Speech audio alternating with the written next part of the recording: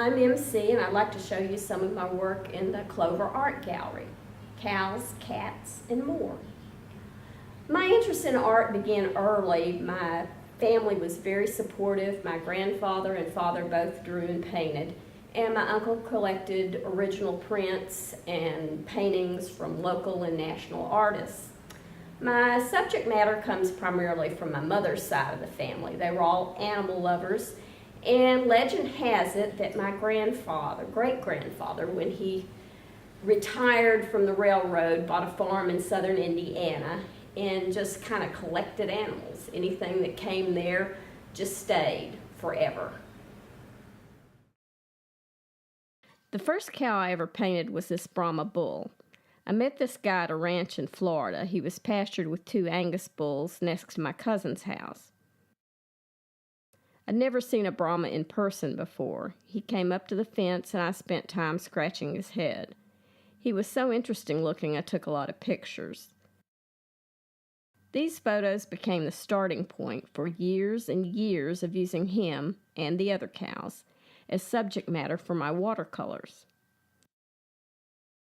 The progression over time has led to less realistic color, freer, more expressionistic brushwork, and tighter cropped compositions. Black and White and Chocolate and Vanilla are 2 paintings of dairy cows that show this transition. Black and White is a Cassine painting that is more toward the realistic, while the more recent Chocolate and Vanilla is a looser watercolor and oil pastel piece. Both cats and dogs are fun to paint because you get to work with lots of textures. The self-portrait with cat offered an opportunity to try an odd composition but still focus on the cat. Torty, a watercolor on Yupo, was done quickly with saturated paint and a complementary palette. The Lounger, also on Yupo, is in the same free style with lots of textures. With horses, it's always a challenge to get the structure correct, but still maintain the illusion of motion. This night scene of a harness race is the perfect example.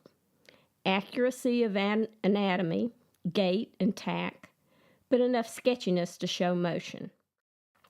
An added element is the opportunity to show the interaction between horses and humans.